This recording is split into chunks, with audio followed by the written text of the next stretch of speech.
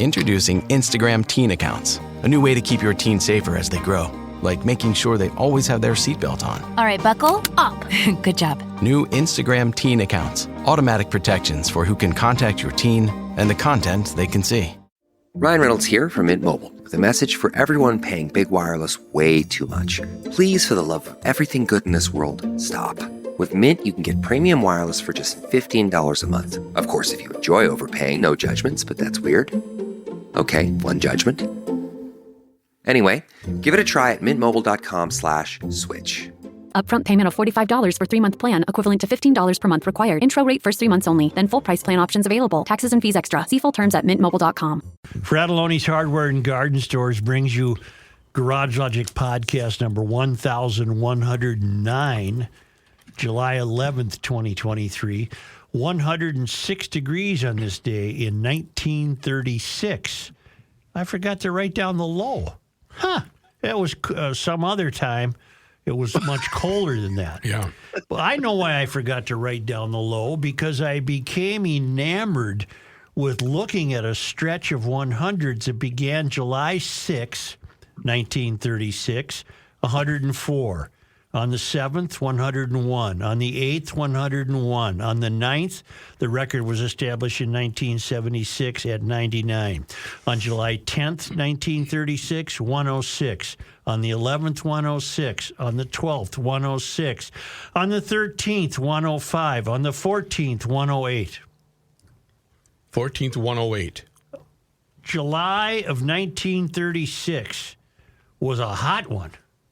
Was really a hot one. She got warm. And I bet the kids wish they had Aquacide back in the 30s because they probably spent the entire month of July in the lake. But they weren't able to keep it free of weeds and algae and muck because Aquacide products weren't invented yet. They are now, and they'll keep your beach clean and free of weeds and algae. They've been keeping beaches free of undesirable vegetation for more than 60 years with a complete line of products made in White Bear Lake, by the way, that work quickly and they're easy to use and they've been approved by the proper authorities. It's Aquacide. Man, it just keeps your swimming beach just wonderful all year long. You can tell who's got an Aquacide beach because that's where all the kids are. Plus, you don't see any weeds. Call Aquacide and tell them what you're looking at. 1-8, they'll get you the right stuff. 1-800-328-9350 or go to aquacide.com. And now, from the mayor's office above the boathouse on the east shore of Spoon Lake, it's Garage Logic with Chris Reavers manning Technology Corner, Kenny Olson from the Krabby Coffee Shop, John Heidt in the newsroom, and of course, the Rookie. Here is your Flashlight King, Fireworks Commissioner, and the Keeper of Common Sense, your Mayor, Joe Soucheray. GLers continue to astonish me with their knowledge of virtually everything. Yesterday I read that piece from the 1910 newspaper in Ely. Oh, yep. Referring to the dry conditions and the community effort to put out the fires, and they were awaiting reports from the timber cruisers. Remember that phrase? Yeah. And I said, wouldn't it be neat? I wonder if it was a vehicle. What was a timber cruiser? Well, of course, if I got one email, I got 10. Downing knows writes the cruisers referenced in the old Ely fire story are timber cruisers. That's what they called the guys who went out walking in the wilderness looking for good stands of trees to harvest. They were scouts looking for trees. Ironically, the area's vast deposits of rich iron ore were accidentally discovered by timber cruisers looking for good trees. Isn't that interesting? Yeah. You like a good tree, don't you, Mayor? I do. That'd be a good gig for you. I would love to be a timber cruiser. Here's a note from Andrew Hayes. When reading the article about the fire near Ely, you and the cast were puzzled by the term cruisers and what they were talking about. I am by no means an expert, but I believe what they were talking about was the timber cruiser who went out in the woods to scout timber and mark the boundaries and take measurements of the inventory for the areas to be harvested. I have included an article that I quickly scanned for pertinence, and he linked me. This is from Dirk. What is a cruiser? The term cruiser refers to timber cruisers. These are people who were sent out into the forest to locate and evaluate stands of timber for future logging. They would categorize stands of timber for species, quality, density, and accessibility. In that era, this was being done in what is now the BWAC, BWA. Okay, thank you, GLers. Also, we noted that the idiot vice president said yesterday, in fact, Downing has a note on that as well, Kamala calls culture a moment in our time. Not at all. Culture is not a moment. It's what a nation, a people share across generations. You have said that the mystery is an attempt to replace America with something else. They do that by pretending that culture is whatever they say it is, one day at a time. There are no standards and no lasting values. They remove everything we believe in and replace it with their current agenda. There's a saying, if you don't stand for something, you'll fall for anything. They are counting on that being true. And during Kamala's... Who said that? Downing. Okay. I can't think of the author who said that. I should know the author. Samuel Clemens. No. Hunter S. Thompson. No, a famous, I think an Irish. Walt Disney. No. You'll recall that Kamala said something about it comes in the morning. Boy, does it ever. Referring to, I think she said joy comes in the morning or Yes. whatever. Joy, yep. Tom Wilson, it's a quote from the Bible. Weeping may tarry for the night, but joy comes with the morning. Psalm 30.5. Okay. Isn't that beautiful? Weeping may tarry for the night, but joy comes with the morning. And other very emailers, optimistic. other emails. Here's Heidi. For his anger is but a moment, his favor is for life. Weaving may endure for a night, but joy comes in the morning. Now, I would love to think that it's unlikely.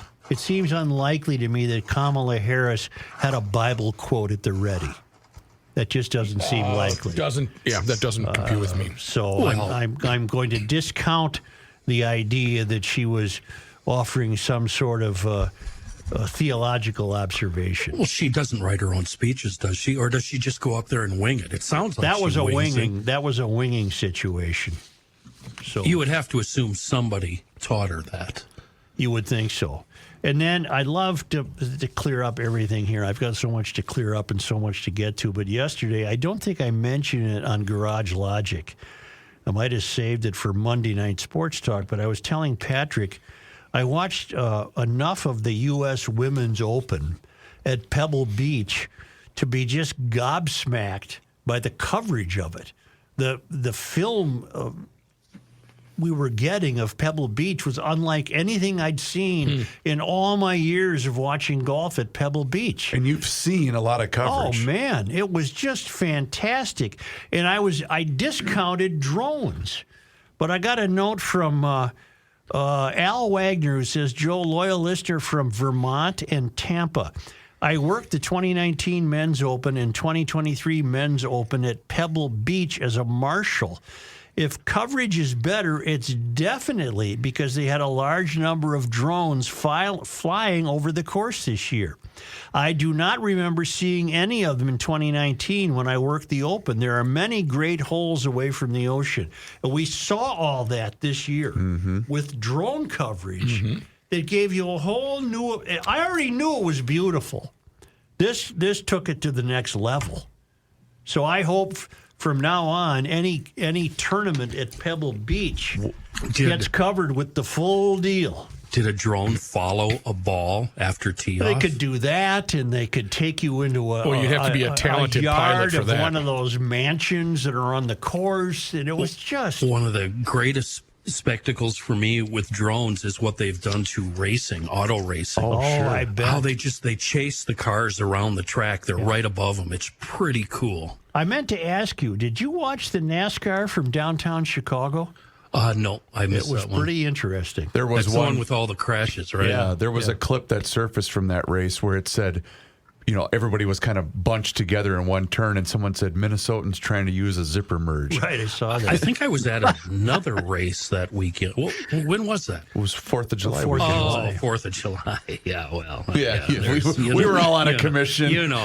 Did Al have anything further to say, Joe, on Royce's theory that climate change is going to wipe out hole 18 at Pebble Beach? No, he did not. Oh, okay. Pat did not say that.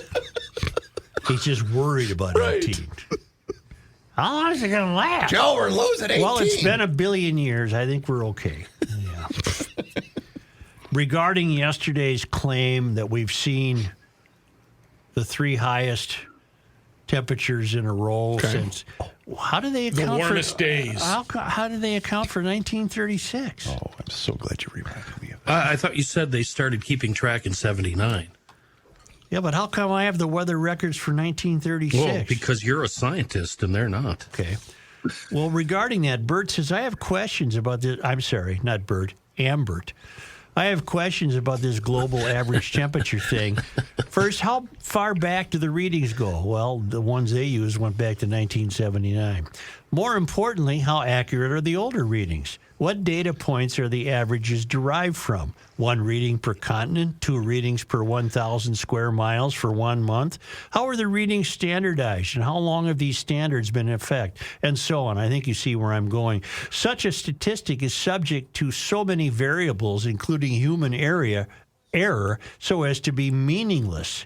If we had accurate, thorough readings that suggested a steady rise in global temps over, say, 500 years, I would be more apt to listen. Also, it's high summer in the Northern Hemisphere. See what the reanalyzer concludes from that. Okay. We're going to bring the reanalyzer to the fair, aren't we? Yes? Mm-hmm. I give you your pal and mine, John Kerry. This is a very important point. The climate crisis is growing by the day. You just have reported on what happened in New York. All around the world, there are record-breaking days where the heat is greater than it's ever been before. This will be the hottest June and July. It'll be the hottest summer. It'll be the hottest year.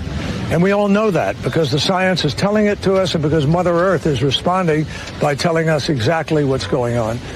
Was he on the tarmac of an airport? It looks like he is in Windsor, England, 3:07 p.m. yesterday. But he did have time to come on to MSNBC to report on Lisa from the UP, the Youper, said, I don't think Mother Nature's branch office here in the UP got the global warming memo. It was 46 degrees at 6:30 this morning. Today, July 11th, it is currently 59 degrees at 10:20 a.m. We may hit 80 by this Saturday. Anyway, it's beautiful up here. Free air conditioning from Canada and Lake Superior. Life is good. I visited the local hardware, Knack Hardware and Lounge the other day to sift through the nuts and bolts of life. I might have noticed more nuts than bolts. Hey. Wait. There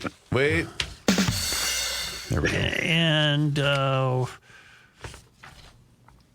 so I'm having lunch this morning. I eat fairly early. Brunch? And I had the Weather Channel on. What were you eating? Put us right there. What was it? Cherries. Meatloaf sandwich. Cherries. I bet you had meatloaf last night. I had one too today. There's nothing better.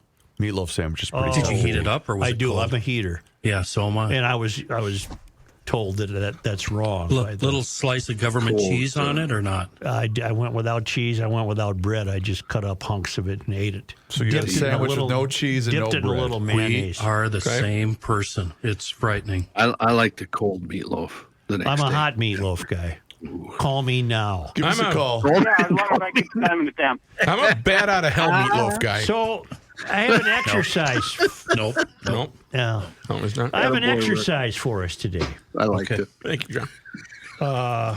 First, I'm going to tell you something.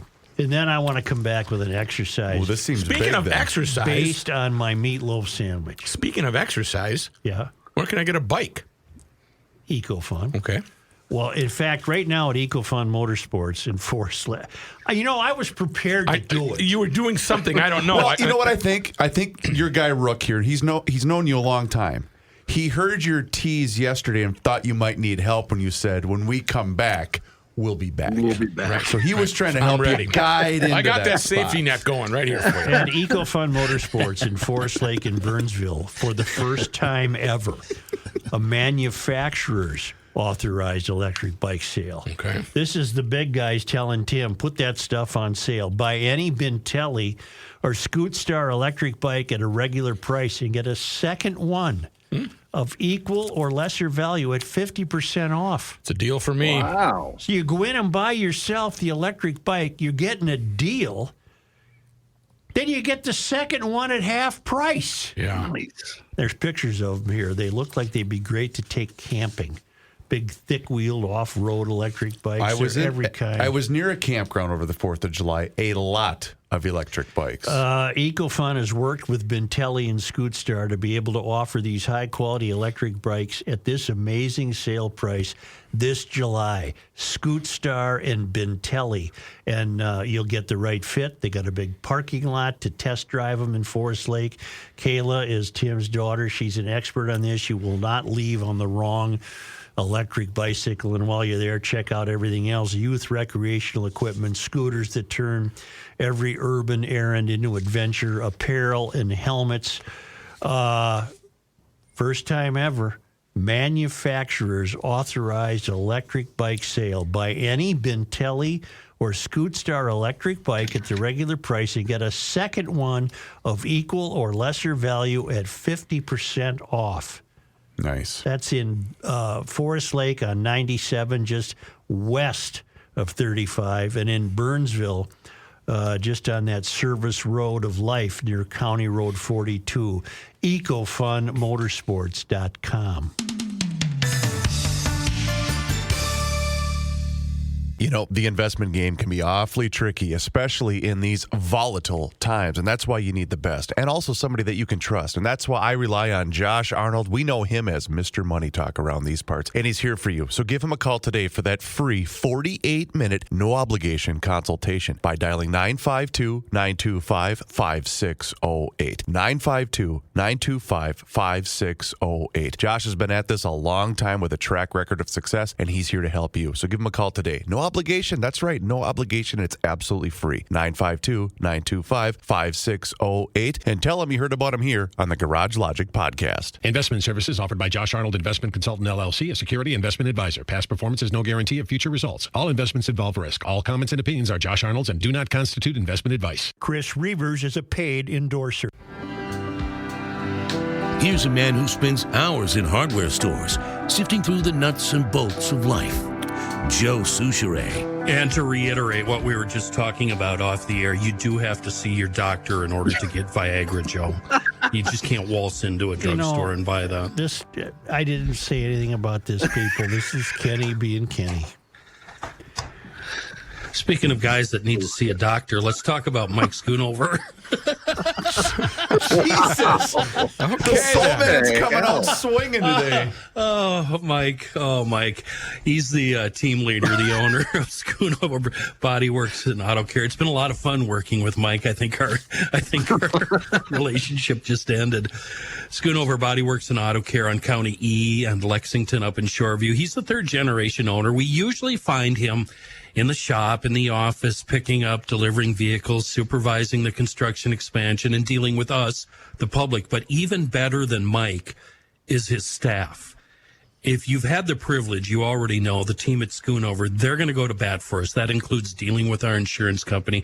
They also keep us in the loop for the entire process, from the day you drop it off until the day he calls you and you can pick it up. That's why when you choose Schoonover Body Works and Auto Care, you are choosing the best auto repair team in the Twin Cities. And those body repairs they do for us, guaranteed for as long as you own the vehicle. The official body shop and auto care shop of Garage Logic, SchoonoverBodyWorks.com. Okay, back to the meatloaf sandwich. Yeah. I'm watching the Weather Channel during this lunch. And they had a correspondent in the Green Mountains of Vermont where they've had some devastating flooding. I guess they had 7-8 inches of rain in 24 hours. And these little creeks are swollen and wiping things out. They're admittedly terrible flooding. Right. And the Weather Channel people are breaking it down and creating some sort of mathematical equation. If this is a 500-year flood, then it's twice in 1,000 years, and on and on. They were really, really going hard at it. And I hear this voice say, "See?" Well, it's the CP at the other end of the counter, and I said, "What do you mean?" "Well, look that's climate change." I said, "Okay." And then I play a game we've played before, and I think we should all play it. I said to her, "What are you going to do about it? Are you not going to drive your car today? Are you not going to have air conditioning? Are you not going to have an oven and a refrigerator and a washing machine and a telephone and a TV and on and on and on?" Because you could demonstrate, if you broke it all down, how fossil fuels are so necessary to the existence of life. Yes, you in the back. Did she volunteer to pay carbon offsets? Because no, that's usually I don't let the conversation get that far. Okay. Because that'll cost you money. For fear of disruption. But my point is, so I started thinking, okay, let's all be euphorians. Let's all be Mysterians for a minute. Give it a try, sure. Let's give it a try. We believe firmly that humankind is destroying the earth. Yep.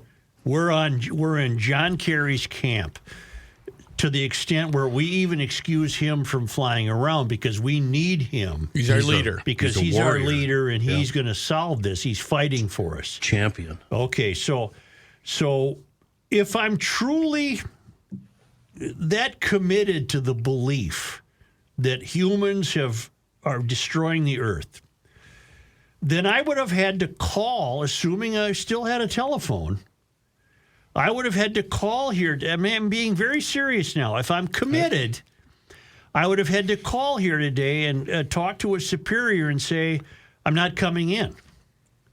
What the hell? I don't own a bicycle, and I don't believe in public transportation any more than my car that I used to have. I sold my car, and I'm not coming in, and I'm not using my scooter, because both the scooter and public transportation are reliant on fossil fuels. So what would that mean? Well, the show would be done. We'd be over. This is just theory, right? And that's just this little show would be over.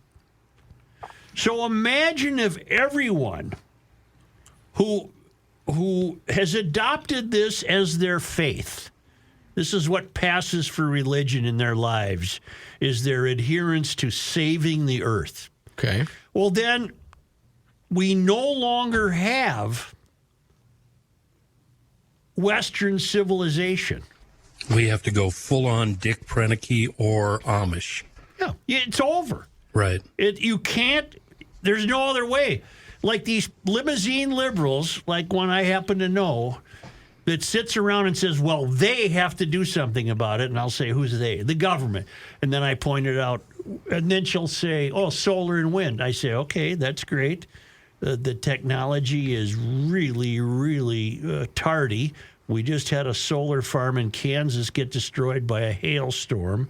So the town reliant on that solar power for their electricity does not have electricity as we speak. Mm-hmm. You can look that up, by the way. Do I have it? I might have it. You're getting distracted. Keep going. You're still a euphorian.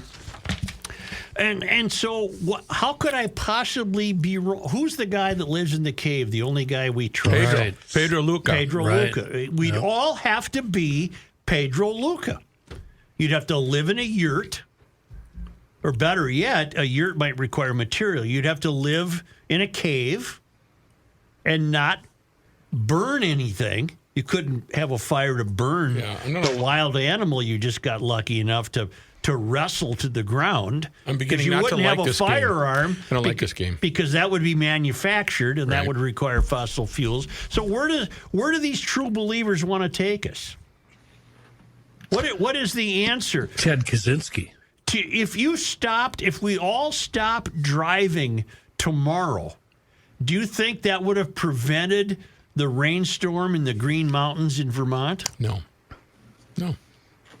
And you're right. My examples are bad because our guy Prenicky relied on airdrops.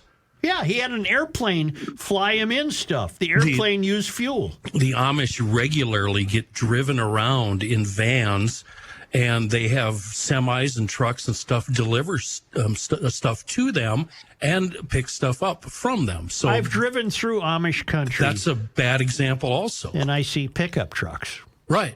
Yes, you in the back. Meanwhile, an account that I follow that points out said hypocrisy, like you were just talking about, is a video. It's about 15 seconds long of 40,000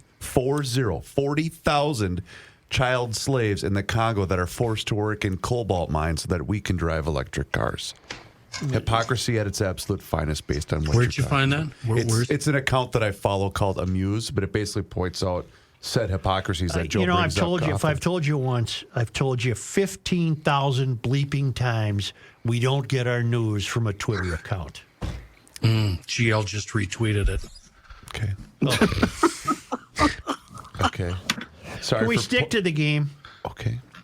Yeah, it's growing tired. I'm really getting tired of this game. I want to be back to normal life. Just delete that tweet, Chris.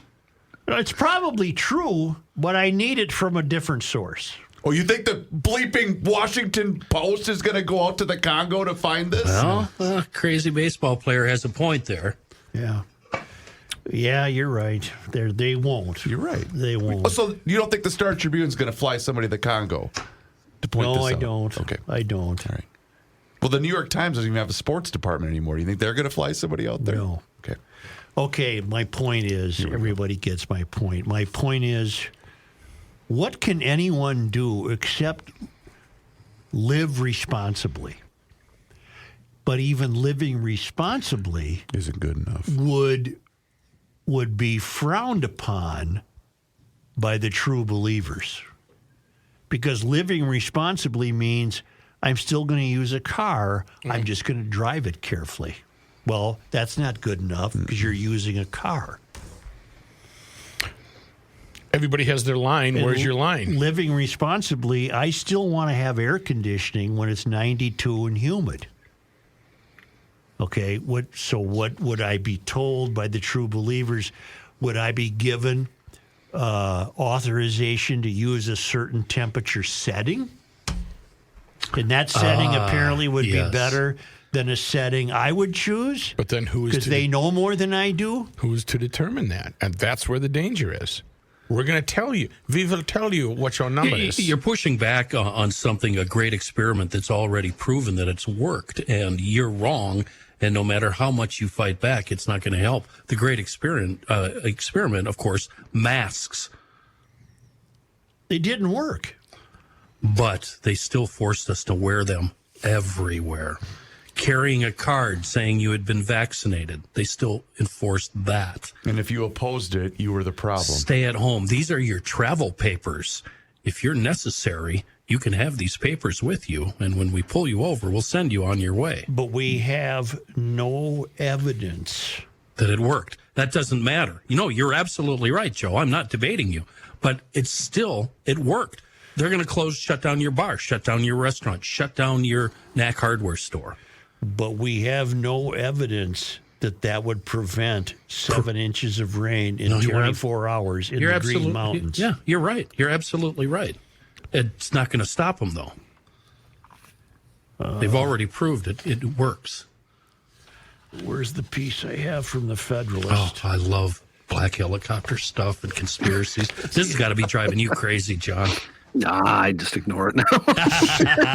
That's why you're my friend. John, what have I said that you might disagree with? I'm talking about Kennedy, and he's talking about stuff himself. I was saying. Yeah. Here's a story from the Federalist. I keep casting your way. What kind of man-made apocalypse are those Canadian wildfires? ? By Joy Pullman of the Federalist. We need to know before the left sacrifices what's left of our natural rights to the implacable climate gods. We need to know. that we should give up our rights. I don't want to give up my rights. I ain't doing it. The skies are dark and hazy across the Midwest after inducing eerie yellow billows across the north and east. Residents of western states such as California and Montana are used to such evidence of wildfires, but not residents of Midwestern and eastern U.S. states. So this haze blanket stretching south from Canada feels surreal and even apocalyptic. Even more apocalyptic is the political context. We're 2 months away from the Biden administration potentially letting the United Nations seize power over the entire United States indefinitely in the event of whatever it defines as a global shock. One of the potential emergencies warranting this global dictatorship, the UN says, is a major climatic event. This wussy is willing to hand over the reins to them. Wow. Such as wildfire smoke affecting multiple nations? The wildfire smoke is not just seeping beneath America's hat. NASA says it's also reaching Europe. And we're barely out of the unwarranted UN-fomented mass suspension of civil rights in disastrous COVID lockdowns.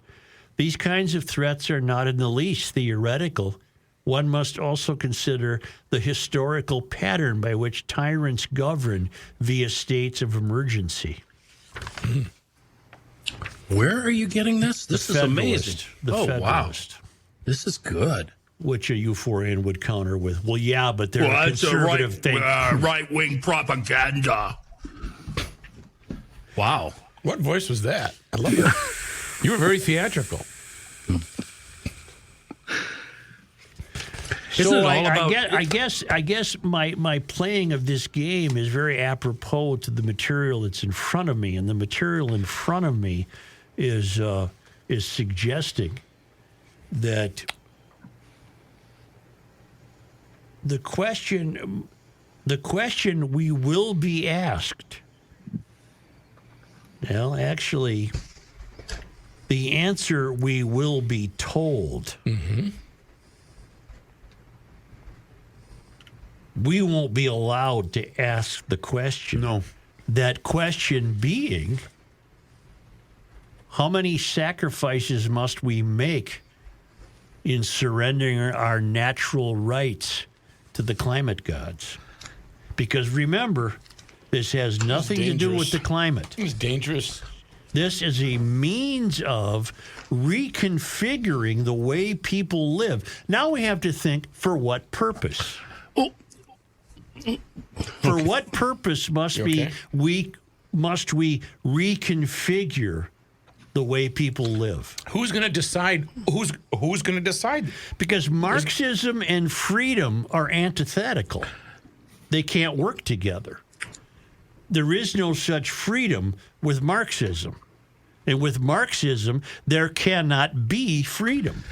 Do you think they actually believe that they can control us, especially here in the United States? Or do you think that they're saying and doing all these things in order to, I'll dumb it down, raise taxes, make more money for the government, penalize us? Because they've got to know they can't control us. They can control a certain part of the population. I'd say 50% right now. Yeah, unfortunately, it'd be hard to argue with that figure. But it's got to be more about raising money. Yeah, I think it's B, Kenny. I really do. I think a lot of them know they're full of crap, but they know that this is what will keep them in power. But as they raise more and more money, the more of us are squeezed into untenable living situations. Subservient, yeah. We're squeezed. We're wrung out.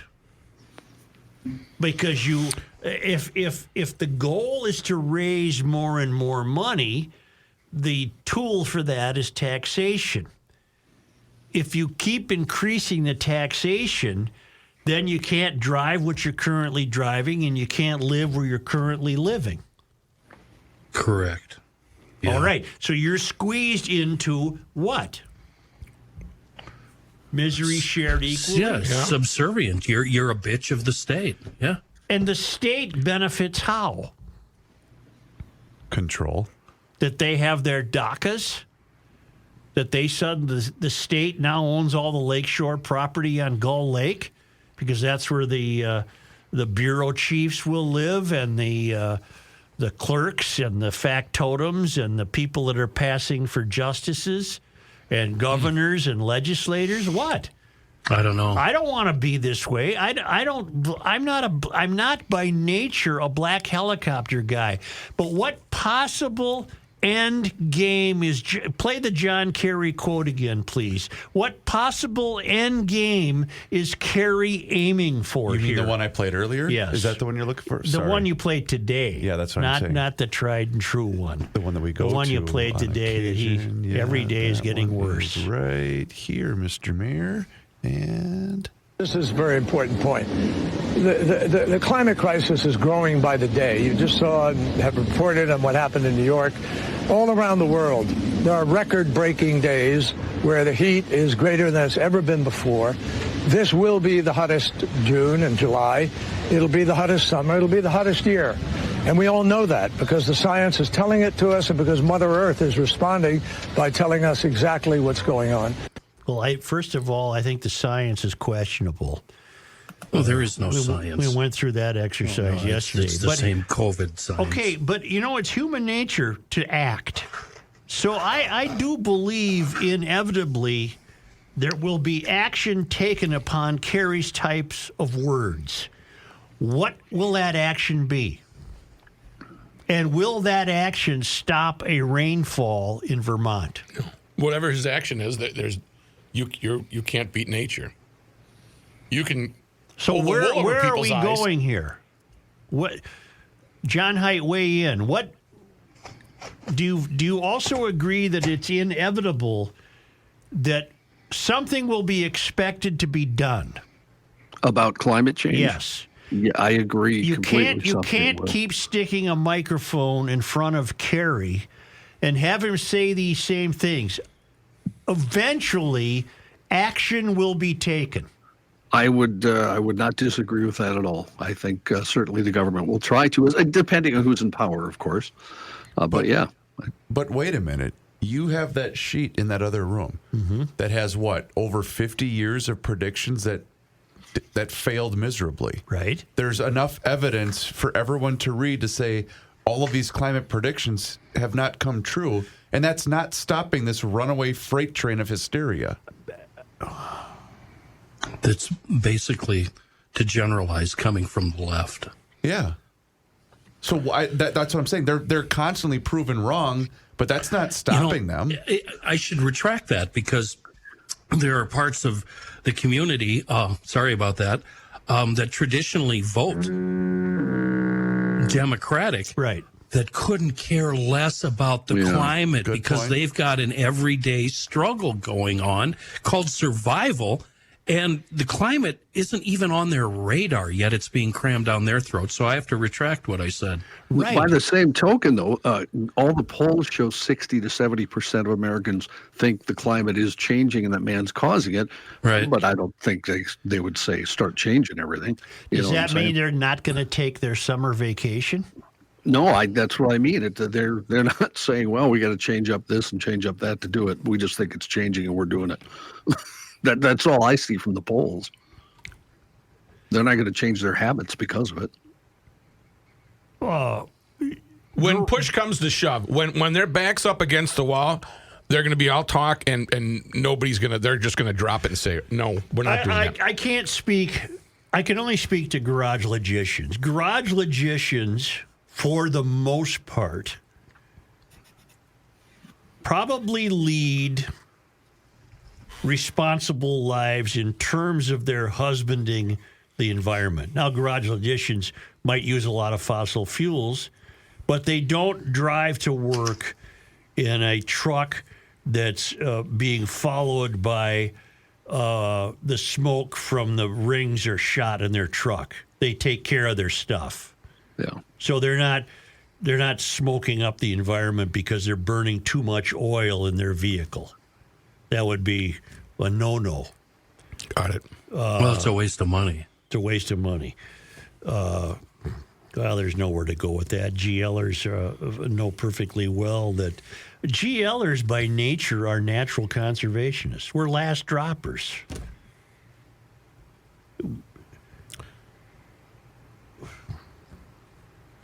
A great change will be coming.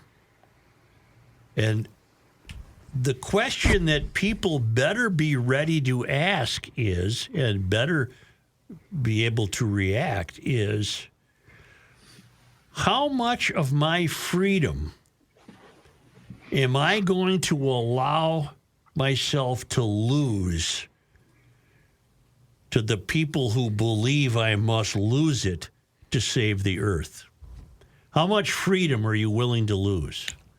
I'm not willing to lose any. I don't want 1 ounce. I'm not willing to lose any. No. And I think there is a global elite that looks at us as, look at these brats have had freedom for 250 years. How dare they? Yep. We're going to rein them in. For what purpose? Well, I guess we're back to what? Providing the elites with more money? I don't know. It breaks down at some point. I just don't know. Aren't there absurd fees in London for driving? Yes. Depending on the vehicle you're in and how many people are in it? That's where we're headed. Look at the Minnesota freeway system on a 4th of July weekend. Oh, God. Okay. Is that just going to one day stop? Are the tens of hundreds of thousands of people going with their families to somewhere for the 4th of July weekend? Are they going to say, for purposes of saving the earth, we're not going to do that? Can you imagine how local economies will crumble in the course of a summer over 3-4 months? What if Brainerd no longer received any visitors for the summer? What if nobody went to the UP snowmobiling? What if nobody went to Colorado skiing? Can you imagine? Well, because the ultimate result of this game I played this morning at home, okay, what are you going to do? Are you going to stop driving your car? Are you going to stop this and this and this? Am I going to call KSTP and say the show's over? Well, then so is the economy. Mm-hmm. It's done. Mm-hmm. And that would be just fine with a lot of people. The American standard of living would be done. Over. How do they not think that this doesn't apply to them? Which I guess is the question you've actually been asking since we started this segment. How can you possibly imagine that this won't apply to you and that you won't suffer greatly? Just make it all about yourself for 2 seconds. And the poorer you are, the more it will impact you. Yeah. Mm-hmm. Are we ever going to get to State Fair food today? I got it in the newsbook. Don't worry. Okay, good. Hey, while you still own a car, I hope you got a garage. Because my new garage guy is an entire family. Precision garage door of the Twin Cities. I have to make my appointment. I got a broken You really garage do, door. and I will before winter. I'm fine right do it now.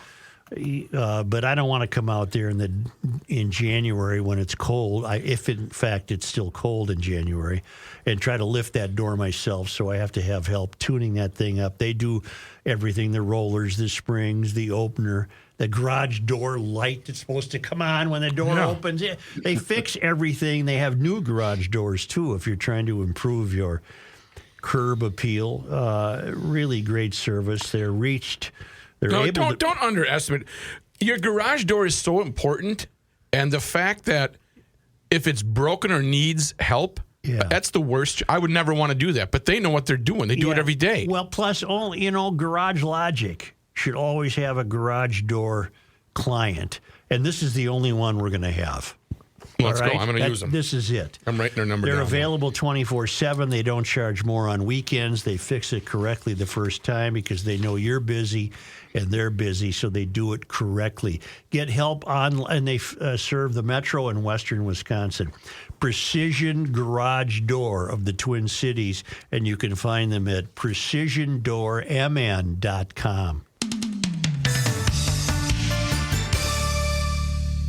Ricey for the Canopy Group. Think about this. There are 234 cities in Minnesota with populations over 2,500. The Canopy Group has clients in all but 7 of these. The Canopy Group's experience in all of these Minnesota cities gives them a unique edge in getting you the best home and auto insurance coverage at the best price. Remember, the Canopy Group offers 16 insurance companies for a reason, to match your specific situation, including 2-year zip codes with the absolute best insurance company for you. This is done for you annually because your specific situation may change. It is also true that the insurance company's appetite might change as well when you only have one option. This experience working throughout Minnesota provides thousands of Canopy Group clients with peace of mind, knowing that the Canopy Group is working for them. Please visit thecanopygroup.com today.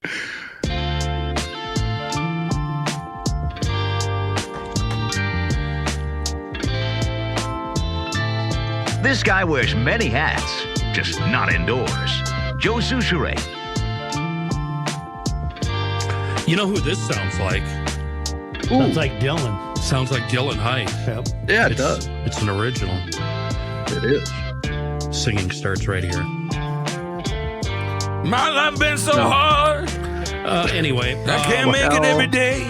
4th of July, you can declare your independence this July with a Liberty Safe from Maple Grove Lock and Safe. Keep your valuables secure and safe from calamity, and at the same time celebrate with savings on the most popular Liberty Safes at Maple Grove L&S. This explosive deal, it means we save now and then we enjoy peace of mind forever and ever and ever. Amen. The Liberty Safe, made here in the United States, fully transferable lifetime warranties and the best fire protection in the business.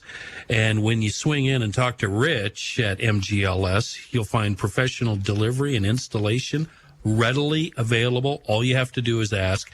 If you want to talk to him on the old phone, 763-494-9075, or stop into the showroom, 6901 East Fish Lake Road. They're open Monday through Friday, 8 to 5, and of course 24 hours a day at maplegrovelockandsafe.com. Let's test my brain before we go to John. Mm-hmm. I'm looking at these records again. Most of July set a warm temperature record in 1936, except on July 9th snuck in there. The record was 99 in 1976. You could look this up. I'm going to bet you that the Twins were home to the White Sox, and what I remember about it was they drew a big crowd.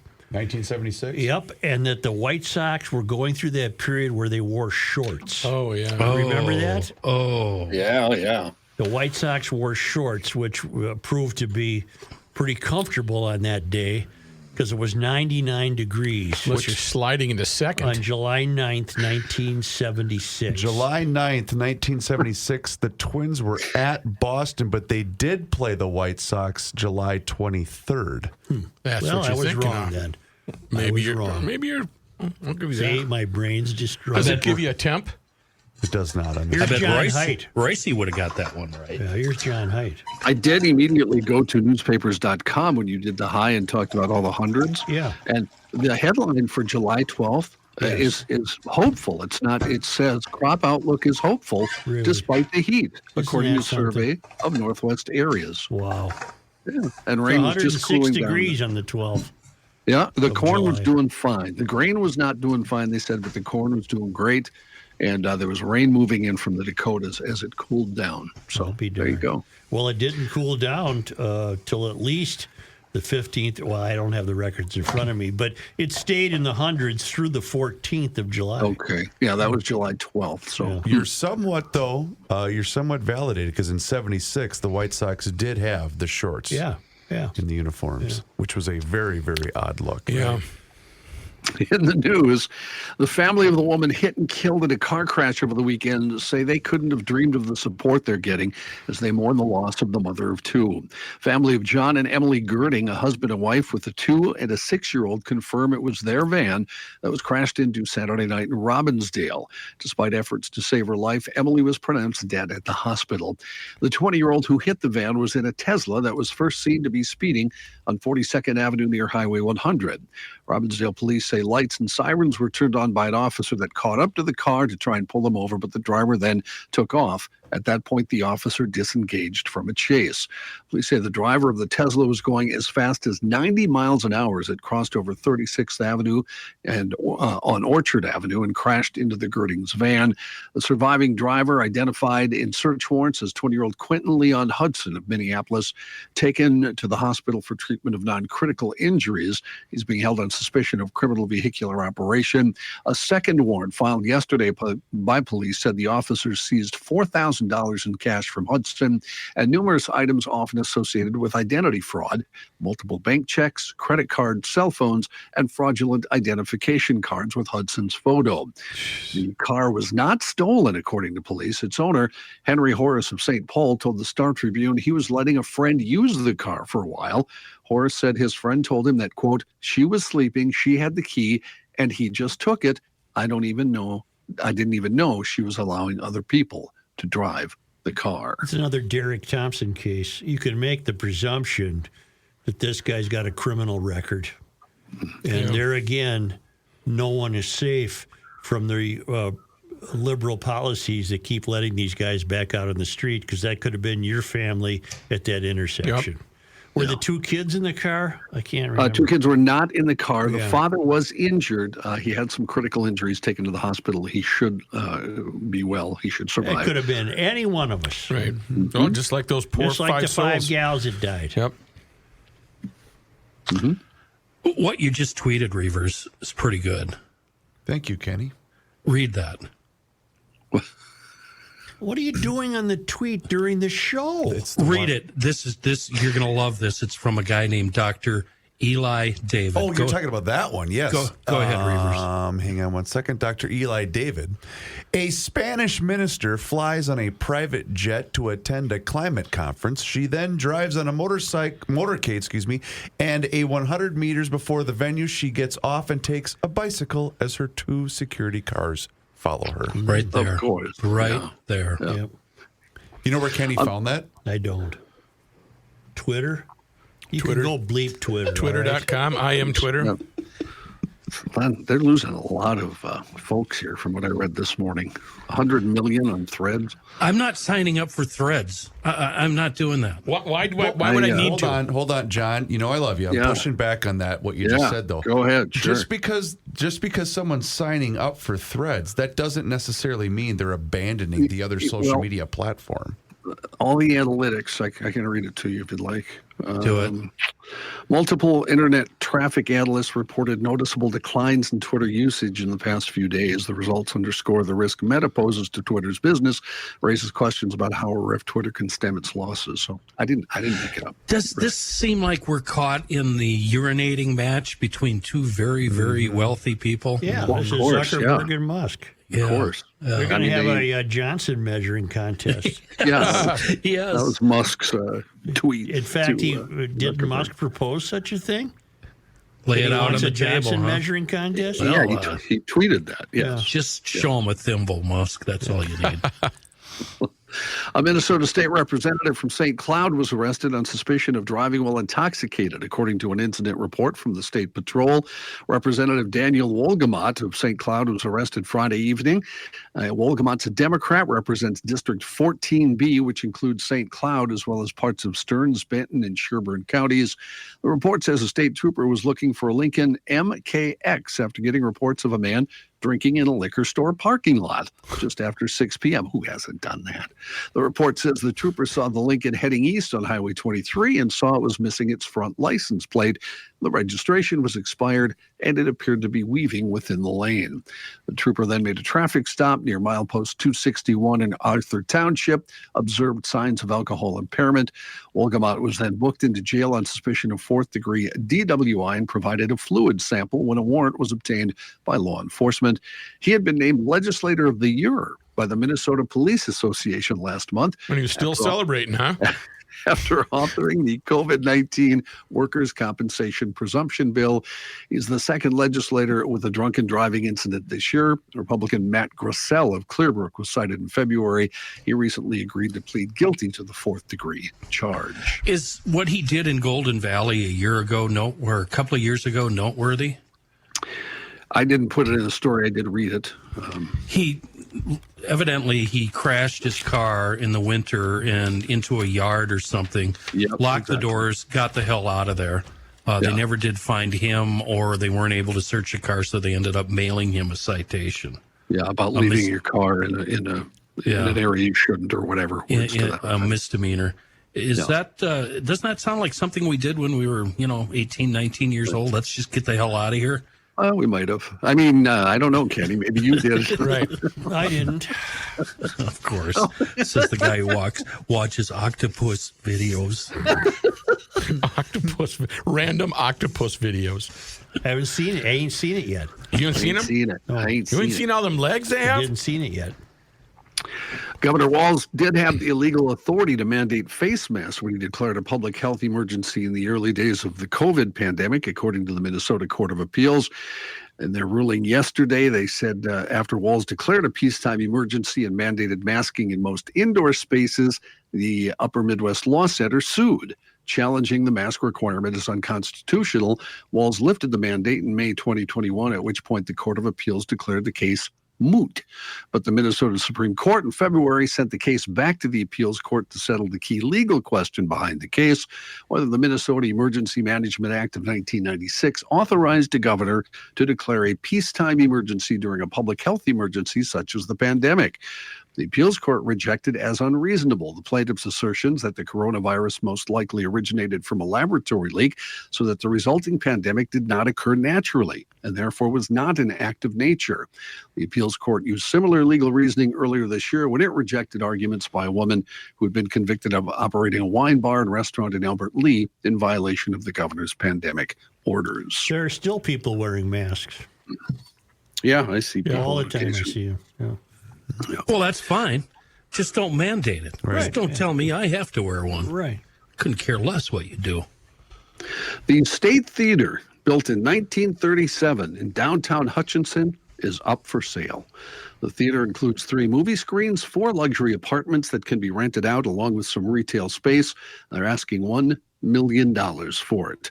Owner Linda Monagle, boy, I have problems saying that, McMonagle, said, "We think it's a good deal. I mean, it really is for what you're getting. It's the theater, it's the apartments, it's a garage, and it's 2 extra spaces." The current owners have run the theater for the past 2 decades. What town is this? Hutchinson. And what's the cash flow? What are we talking here? I didn't get all the specifics. You got apartments and theaters. Can't put down an offer unless I know the cash flow. They'll give it to you. I'm not the real estate guy. How old is the roof? What about the plumbing? Yeah. What about the sewer? Boiler. It's a boiler. What about the use of fossil fuels? They're not. Hutchinson was not worried about that way back when. The story that Rook's been waiting for all day, the Minnesota State Fair, revealing a list of new food to try at this great Minnesota get-together. The fair begins, I don't know, 5-6 weeks here. August 24th, runs through Labor Day, September 4th. Now, I just picked and chose. You ain't seen them all? I did see them all. I didn't bring them all in. I seen them though. Okay. I heard one that I've got a question about. But so she chose baseball for me. That's right. Here's the ones I picked out that sounded interesting.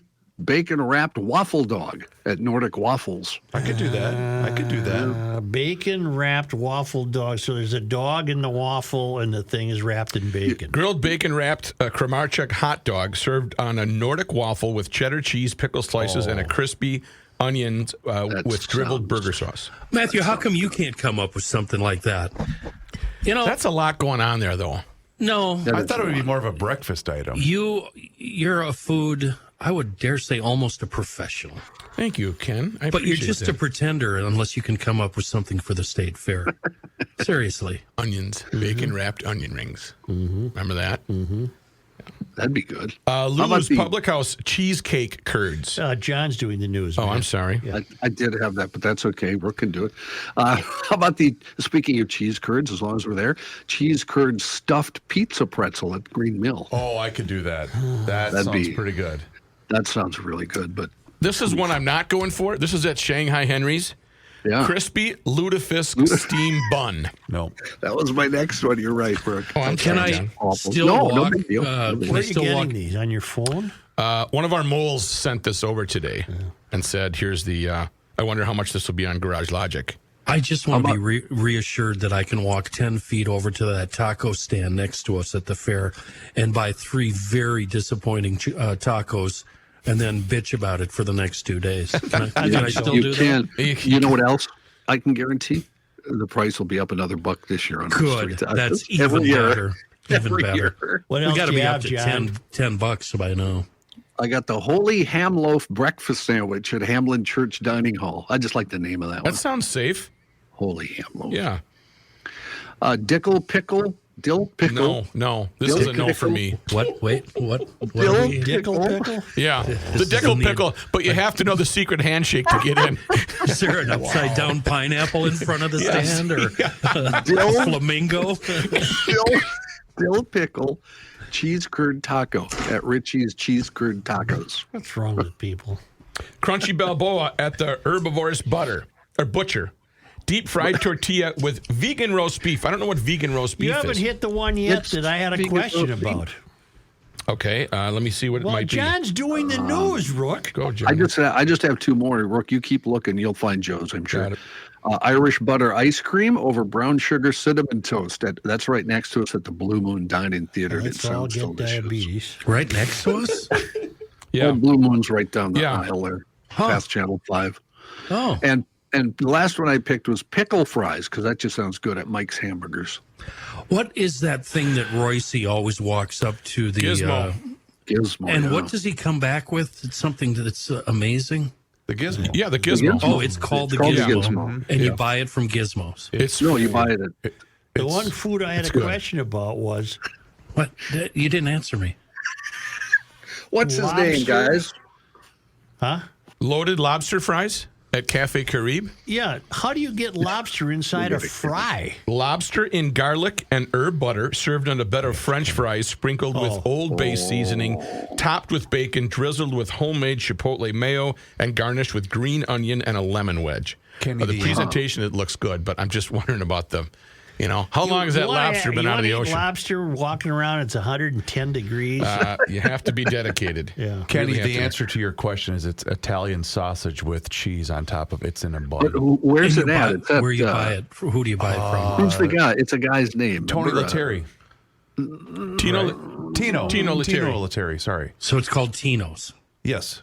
What Really? food item? I thought it was Isn't it called Tino's? the Gizmo? Wasn't Tino No. Lettieri? The Gizmo's up by the Sky Ride. That was Greg Gagne's tag team partner. No, that's Lou Nanny's son-in-law. Tino's got pizza on a stick. He's right by he's right outside the Midway. But here's the one I was looking at: the Italian duo Dunkers, Sarah's Tipsy I Pies. can feel people turning this show Absolutely off. not. They're excited for it. 2 Italian-themed hand pies, one with seasoned Parmesan crust. Hand pie. One Hand with pie. sausage, What's a hand pepperoni, and mozzarella. I'll wait after the show. I'll tell you later. The other one with chicken, mushrooms, and spinach and a creamy garlic Alfredo sauce. The first hand pie you mentioned sounded good. Parmesan seasoned crust, sausage, pepperoni, and mozzarella. It's a girlfriend's nickname. I'd take a hand pie like that. You would? Yes. That sounded good. I'll take 2. At this point, I'm going to pass it along to Rook to let him talk about whatever he wants before we do any more news. Well, Minnesota Masonic Charities wants you to know that one of their state fair food favorites is, no, I'm just kidding, mnmasoniccharities.org. Let's slow her down a little bit and let's talk about, there's so many people out there that need help, and a lot of times the government does not always come through. So when a private organization decides to help people, old people, young people, students, etc., they get together, they get a good plan, and they say, why don't we start it out with how about scholarships? Now, I told you yesterday, there were so many scholarships. I can't read every one, but I want you to go to their website so you can read every one, and we're not doing it while we're here on Garage Logic. Poke around the website, mnmasoniccharities.org. What's the reason that they're on Garage Logic?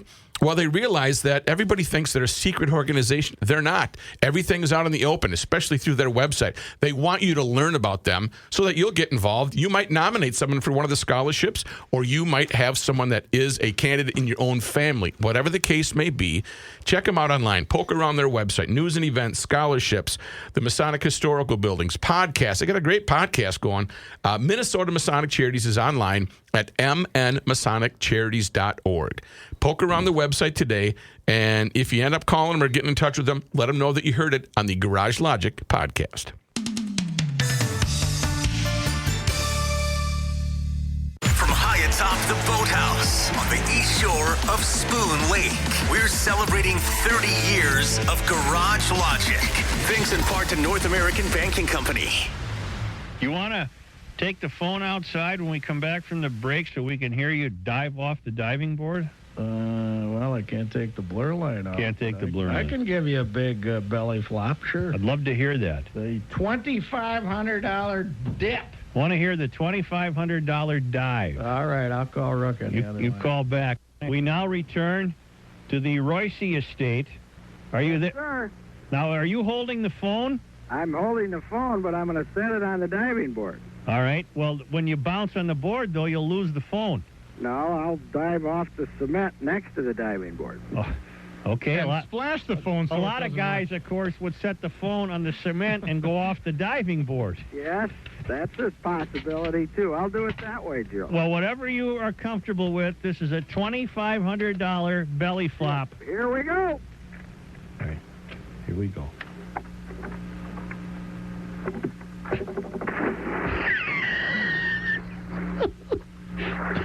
Oh, well worth the price.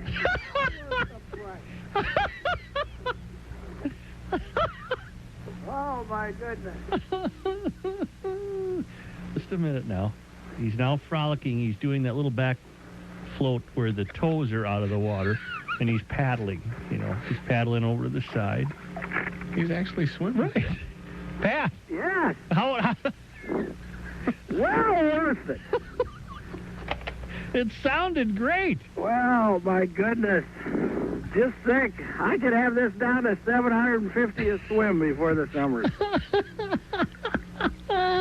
Goodbye. See you tomorrow. All right. Oh, the $2,500 dives. 30 years of Garage Logic is brought to you by North American Banking Company. A better banking experience. Member FDIC and equal housing lender. To learn more, go to nabankco.com. Join us all summer long as we look back at 30 years of GL memories.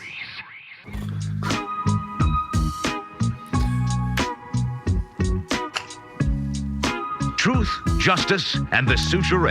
Kenny, I have a better idea. What you that, could Chris? do is you could head to North American Banking Company or nabankco.com, start your own checking account, and that's how you're going to get that money for that vehicle. No. Top secret checking account. Very good point. Very good point. Secret. They take the time to get to know you. Every time I go in, they greet me by my first name. I'm talking about North American Banking Company. One of their 6 locations are ready to serve you. My location's in Roseville, but they are also at 50th and France, Hastings, Woodbury, Shoreview, and their brand new location in Maple Grove. They offer the same online and mobile banking options as the other banks, but with the service of a community bank. And North American American Banking Company is locally owned and operated, which means loan decisions are made right here in the Twin Cities. They are not sent out of state. This helps business owners solve problems and expand their business with confidence. And they've been at it since 1998 when they opened their first location, and they made a promise to deliver a better banking experience for their customers where you know your banker and they know you. So, like I mentioned, check them out online today, nabankco.com. That's their website. North American Banking Company, member FDIC, an equal housing lender, and a proud supporter of Garage Logic's 30th anniversary. Thank you, North America. There's a somewhat sordid story to start the second portion of the news. A 56-year-old Burnsville man dismembered his mother, scattered her remains as he drove out of town, and wrote an obituary complete with services he never intended to hold, according to a criminal complaint that we found yesterday. Troy Mitten is charged yesterday in Dakota County District Court with second-degree intentional murder in connection with the stabbing in June 2022 of 82-year-old Sandra V. Mitteness. Troy Mitteness appeared in court and remains jailed today in lieu of $2 million bail. The facts, according to County Attorney Kathy Keena, in the case make it one of the most horrific and disturbing cases she says she's experienced in her 34-year career. The court records show that Troy Mitteness was committed in 2011 to the custody of the State Department of Human Services after he was found to be mentally ill. An investigation into mail theft led police to a bank account under Sandra Mittenness's name that had received some of the ill-gotten proceeds. Police asked Troy Mittenness where they could find his mom and asked her about the deposits. At first, he said she was in Millbank, South Dakota, and then said she had died in June of 2022. An obituary in an envelope with the funeral home's address was found by police in the residence. The funeral home said it never provided any services for the woman. After numerous family and friends were called to police that they hadn't seen Sandra for several months, a missing persons case was opened. Several in the family said Troy told them his mom died in the past year, saying she fell down the stairs in June of 2022. One relative bought Sandra Mittenness's car from Troy, who seemed anxious to get rid of it. The relative then sold the car to another person who allowed police to examine it. Inspection of the car turned up evidence of blood. So did a search of his home. Under police questioning, Troy admitted killing Mom because he had spent all of her money and she was pressing him to see an accounting of her finances. Said he went online to research ways to kill her, stabbed her in the neck in June 2nd, 2022. 2 days later, dismembered her, put parts of her body in tote bins, which he put in the car, and then drove from Burnsville toward Appleton, Minnesota, tossed parts of his mother's body into a roadside ditch as he drove. Jeez. He said he left two of the bins behind a dumpster behind an abandoned rest stop on Highway 7 near Wilmer. Officers went to the property where the owners said it had been a rest stop. After buying the parcel, the owners explained they located the bins and moved them to a burn pile. Officers then took them as evidence. I wonder what kind of car. You know, the 83-year-old getting rid of a pretty good car. I bet it was probably in pretty good shape. What if it was driving that much. like a Jag or something? that unbelievably grisly story, and that's what you're thinking. Yeah, I was seeing a 79 Caprice Classic. It could have been a donk. A donk. Yeah. Donk, yeah, definitely. Yeah. Star Tribune reporting MyPillow is auctioning off hundreds of pieces of equipment and subleasing manufacturing space after several shopping networks and major retailers took the company's products off of shelves. The Chaska-based manufacturer recently listed more than 850 surplus equipment items on the auction site KBid. Well, I guess that endorsement's done for you, huh, Bug? So I was done with that a long time ago. Sewing machines, industrial fabric spreaders, forklifts, and even desks and chairs are up for auction. Founder and CEO Mike Lindell said MyPillow has experienced a loss in revenue, and the items are no longer needed as the company consolidates. Major retailers like Walmart, Bed Bath & Beyond, and Slumberland all said they will no longer sell MyPillow products as Lindell continues to falsely claim the 2020 election was stolen from former President Trump.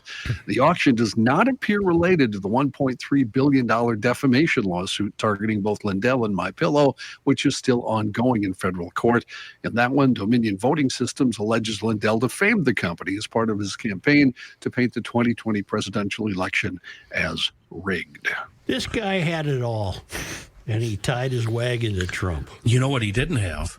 He didn't have a friend to say, hey, Shut up. Yeah, the brother. I call it the Just stop brother-in-law talking. factor. Yeah. The Hey, brother-in-law, listen, yeah. you moron. What are you doing? When this started to stop talking. surface, we all predicted that this was going to happen. The guy really blew it.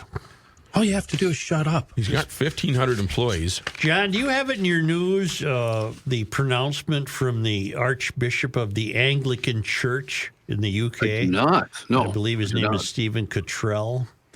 During opening remarks at the Church of England's General Synod, the Archbishop of York suggested that the words of the Our Father could be problematic because they're oppressively patriarchal.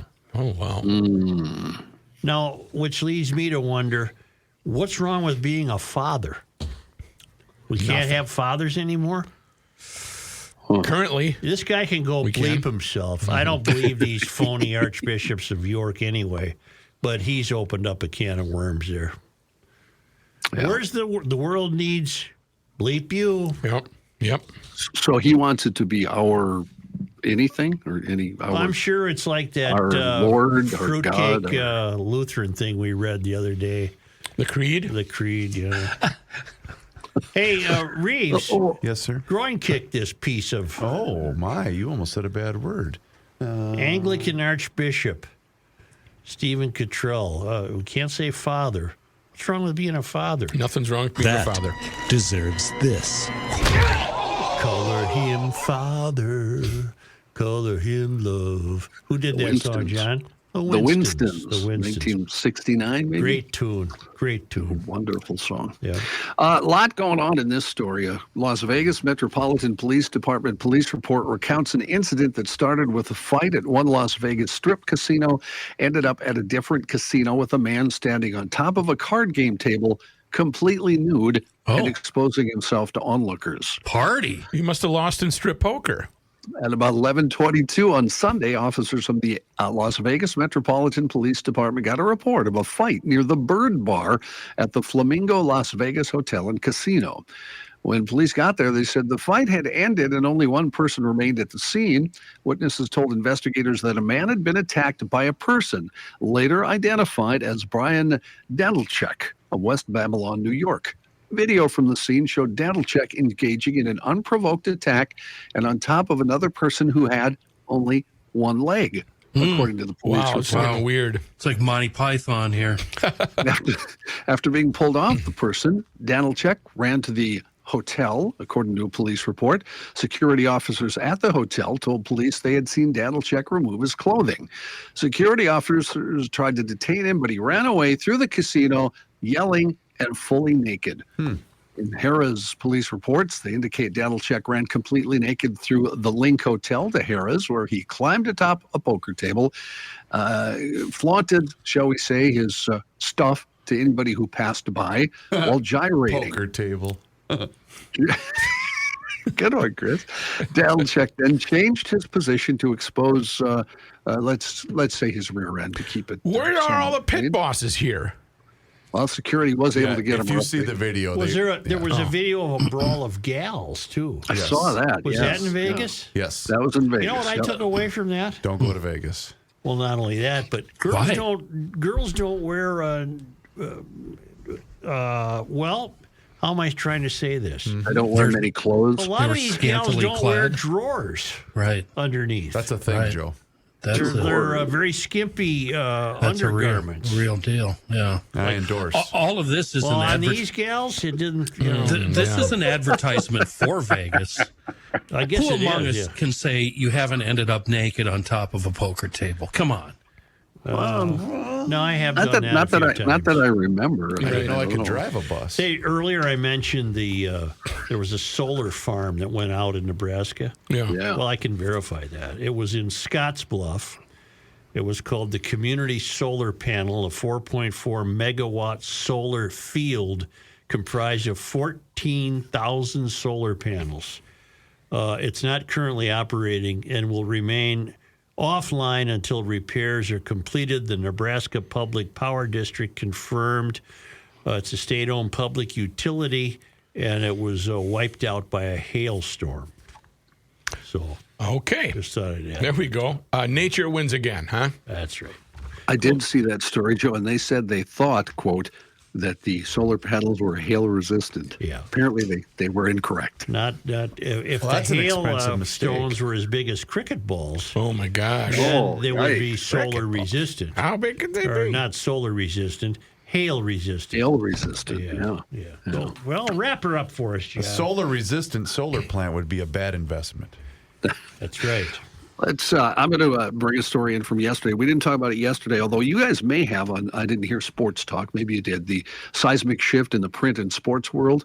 Oh, the New we York talked about it, yeah. Did you? Yeah. All right. New York Times disbanding their sports department will rely on coverage from The Athletic. Remember, they bought The Athletic last year for about $550 million. The decision impacts more than 35 people in the Times sports department. Journalists on the sports desk will move to other roles within the newsroom, and no layoffs are planned. The New York Times company announced early last year it was buying The Athletic as part of a strategy to expand its audience of paying subscribers at a time when the newspaper print ads business continues to fade. Of course, many brilliant writers have been with the Times in the past. Red Smith, Dave Anderson, George Vesey, Jack Robert Curry, Lipsyte. Robert Lipsyte. Yeah, literally dozens of great writers. So no longer will they have a sports desk. That is sad. And, John, we learned from Patrick yesterday that the Los Angeles Times' new sports deadline is 3 p.m. I saw that also. Which makes the sports pages useless. Because for they don't have the next day. scores. Yeah. Why is that? Inefficient. They just assume people can get the score electronically, and they'll switch the sports pages to longer pieces that we call takeouts. It's a Long- cost-cutting maneuver. Yeah. The newspaper industry is on the ropes. Someone texted me after our conversation on Sports Talk. They wanted me to ask you this question because we joke, but it's a serious question about the fact that the Pioneer Press and was it the Chicago Tribune no longer have a physical location. The Tribune does. The Chicago Tribune has some small building somewhere. But what percentage of newspapers, I wonder, across the country are in that similar position? Probably more than you realize. And the Pioneer Press does have a physical location, but it's not box? it's not Basically. it's not populated by a reporting staff. I believe it's where some computer people might be stationed to keep the whole thing humming. Gotcha. Right. Speaking of keeping the whole thing humming, you're not going to get in a better grilling season than we're having this summer. So get to Grunhofer's Old Fashioned Meats just north of Hugo on Highway 61. And if you're headed up north and you take your cabin route takes you up 35E, swing off at Highway 97, go east about 200 yards. There's another Grunhofer's right there. Load up your cooler with the brats, the steaks, the pork shoulders. All sticks, what are you showing? half off. Chicken and beef sticks. Half off. You guys love those sticks, don't you? That's on their. Yeah, they're good. They're on Instagram as well at Grunhofer's Old Fashioned Meats. Well, it's simply the best meat emporium the GLers have ever discovered. 140 kinds of brats. The rookie burgers, steaks, chicken, salmon, cheese, anything you can imagine in the world of meat and what might go with it is available at Grunhofer's Old Fashioned Meats. And all the guys Spencer has, all the guys and gals in the butcher aprons, if you have any questions about grilling or cooking, just ask them. They That's know what they're all there that for. stuff. You can get a pork chop about 2 feet thick. Yep. Yeah. Isn't that a good one? Is that a we don't know? That's a thick cut. That's a thick cut. That's a thick pork chop. Come on down. Take a long time to cook that one. Oh, you I've gotta seen it. start. I've seen one. You get up to Grunhofer's in Hugo and Forest Lake, and you won't regret it for one moment. Grunhofer's Old Fashioned Meats.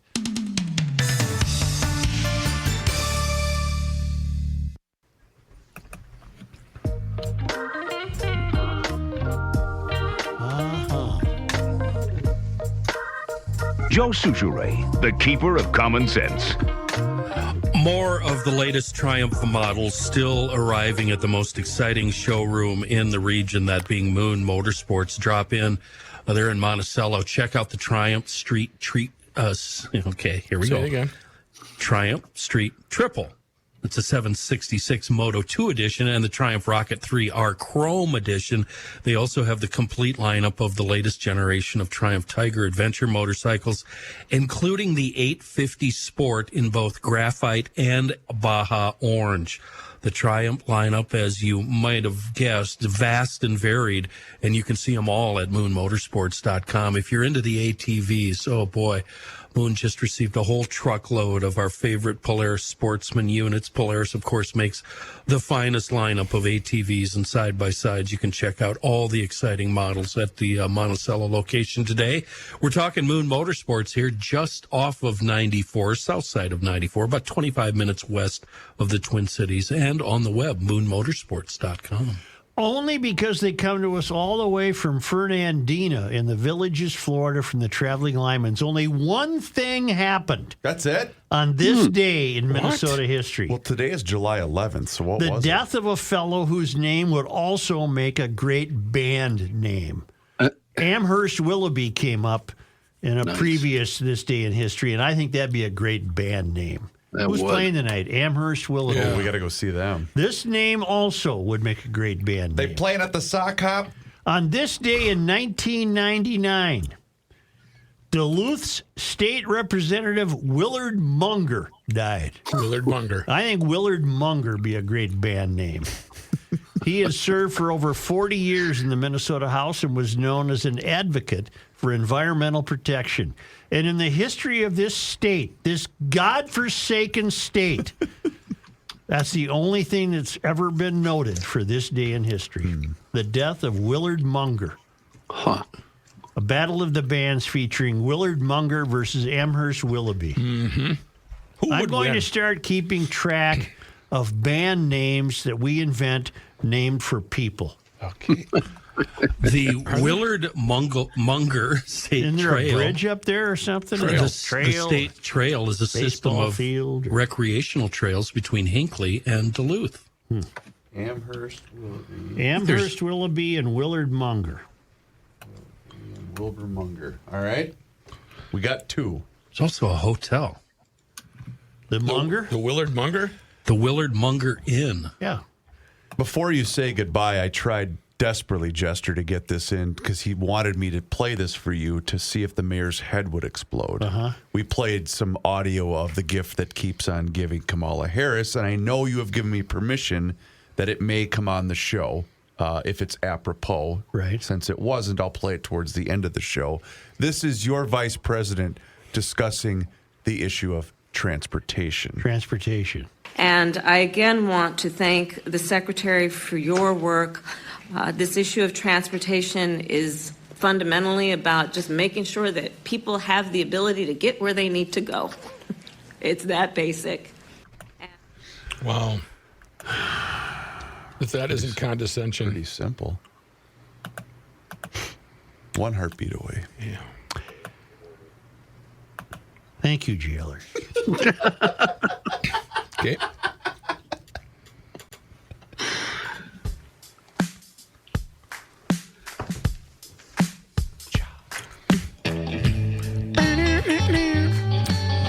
Thank you, GLers, for visiting PodMN on your smartphone to increase your interest, your listening. Are you going antics Kamala on us right now? Because transportation must be done and is important. What about YouTube, Mrs. Vice President? You may subscribe to Garage Logic on YouTube. Garage Logic is common sense. It's a show about nothing. No, that's Seinfeld. Yeah. Sign up on the Garage Logic Town Council. Go to garagelogic.com. $10 a month or $100 a year. Plus, you're going to get great perks, wonderful perks in between the breaks. My teacher, Octopus. My teacher.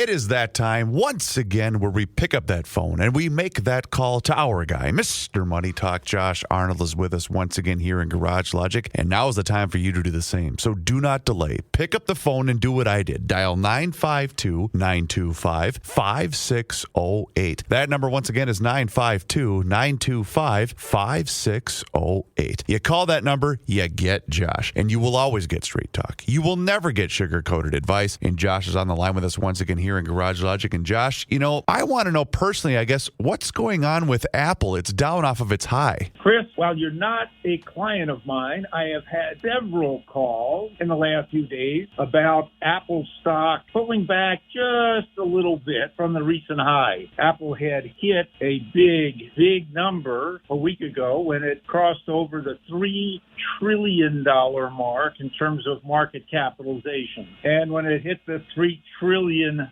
mark, there were all kinds of talking heads, commentators comparing the value of Apple stock to, we'll say, the total value of the French stock market, or Apple's market capitalization is greater than the combination of several other industrial companies. And that's just absurd for a company that sells consumer goods. Yet, I have had a price target of Apple for quite some time of $250 a share. That's not tomorrow. That's sometime in the not too distant future. That's not going to be a straight move up from its current price of $188 a share straight to $250. The stock could pull back several times on its way to that current target, which, based on Apple's revenues and earnings per share, could eventually get that and even exceed that, as I have raised my target on Apple numerous times since I started owning Apple almost 20 years ago. And during that 20 years, it has been rewarding and also not so much, as Apple has seen several 30% or more pullbacks on a temporary basis. Most of these pullbacks have been on disappointments in sales or misguidance in analyst views, not so much in the company's views. Over the last few days, it has been announced that the NASDAQ is going to be doing a rebalancing of its weightings as of July 24th. We'll know the prospective amount on Friday, according to NASDAQ rules relating to the NASDAQ 100, as represented by QQQ, when companies that have a 4.5% or more weighting by market capitalization on the Qs exceed the total. Those companies that have a 4.5% weighting exceed 48% of the index has to be rebalanced. Apple, Amazon, Microsoft, Google, NVIDIA, and Tesla, their market capitalization exceeds 55% of the QQQ. So there's going to be a rebalancing, meaning that the index is going to be reducing the weighting, we'll say, of those companies. And the $200+ billion that is invested in QQQ and other indices will see some forced selling of those companies. That could provide a benefit to smaller companies, or even some of the companies that are just on the edge of that 4.5% weighting, like Meta, also known as Facebook. By the way, Meta introduced a new product last week to compete with Twitter called Threads, and Threads in just a few days since its introduction has over 100 million signups. So the heavyweight bout between Musk and Zuckerberg may not take place in the octagon, but will take place in social media. Meanwhile, back to Apple. Apple is also going to be releasing their earnings on August 3rd, and typically before their earnings, there is usually a pullback as analysts, both on the sell side and on the buy side, try to ascertain or figure out how many iPhones have been sold, whether there's weakness in the chain or not. So do expect a little bit of volatility around Apple until then. And even with earnings coming up, I'm sure somebody is going to be disappointed. So just my usual word of caution relating to Apple. Excellent advice, Mr. Money Talk. You heard him, GLers. Now's the time for you to pick up the phone and make the call for that free 48-minute financial consultation. Yes, I said the word free. So do not delay. Pick up the phone and dial 952-925-5608, where you're always going to get straight talk and never, ever sugar-coated advice. Josh, once again, thank you so much for the time and the chat. It's great to hear your voice, and we'll talk to you again on Thursday. Looking forward to it. We've got some other big news to cover when we talk again. Investment services offered by Josh Arnold Investment Consultant LLC, a security investment advisor. Past performance is no guarantee of future results. All investments involve risk. All comments and opinions are Josh Arnold's and do not constitute investment advice. Chris Reavers is a paid endorser.